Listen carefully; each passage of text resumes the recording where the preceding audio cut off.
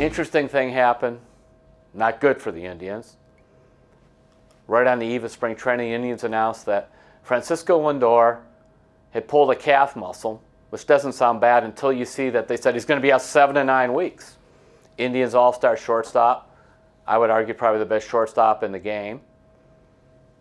Out 7 to 9 weeks, calf muscle. Of course, being someone who's followed the Indians for years and knowing how my mind works, suddenly I flash back to Lonnie Chisenhall the last 2 years dealing with calf muscle injuries and having all kinds of problems, so I'm sure the Indians are going to go closer.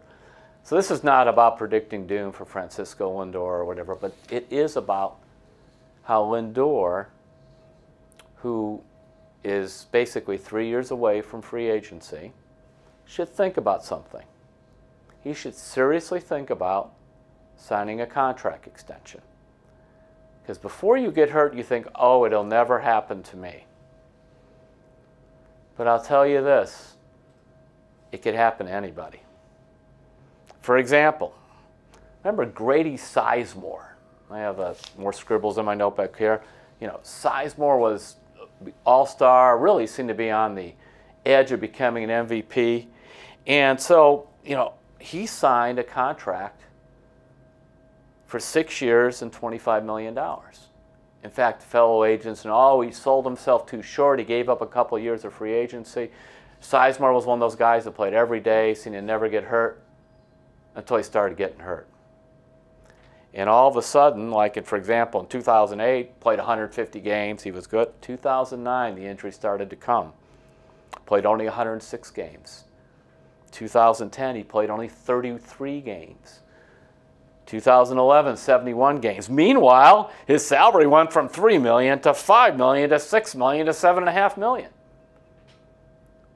I guess what I'm saying is this, and as we know, Grady Sizemore was never the same player. But those last couple of years, suddenly that contract, which seems like Grady sold himself short, actually looked like Grady made a really good move to secure a lot of money. Another guy, Michael Brantley, for the 2014 season, signs a 4-year, $25 million contract. 4 years, $25 million. And that first year, he plays 137 games, big-time year. Looks like, hey, Brantley gave up a couple years of free agency, sold himself short. Uh-oh, here comes in 2016. Remember, he has shoulder problems, 11 games. 2017, plays the first half of the season there and gets hurt. He had 2 shoulder surgeries. He had a knee problem. Now, 2018, he came back and was healthy.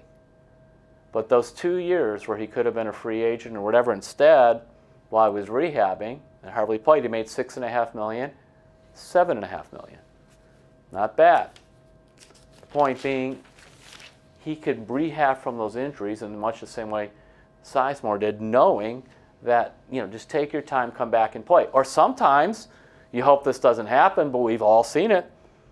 Jason Kipnis, 2014, signs a 6-year, $52 million contract. 6 years, $52 million. First couple years, Jason's playing well, good, makes an all-star team. Uh-oh. 2017, some injuries, doesn't play well. 2018, he's healthy, doesn't play well. I mean, hey, right now, if he had become a free agent after the 2018 season, do you think the Indians would have signed him or anything? There's no way. But guess what? He's under contract 2019, $14.5 million. So that contract he signed, you'll give him security. Now, I'm sure there are other examples of players who maybe signed long-term contracts and would have been better off gambling on getting a free agency sooner. But, you know, life can be very cruel. Injuries can happen. Fall in performance can happen. That's why I would just say to Francisco-Lindor, who last spring turned down $100 million in terms of an extension, he should think about this again. And then that way, if you do get hurt or whatever, you don't have to rush back or whatever, you just get better.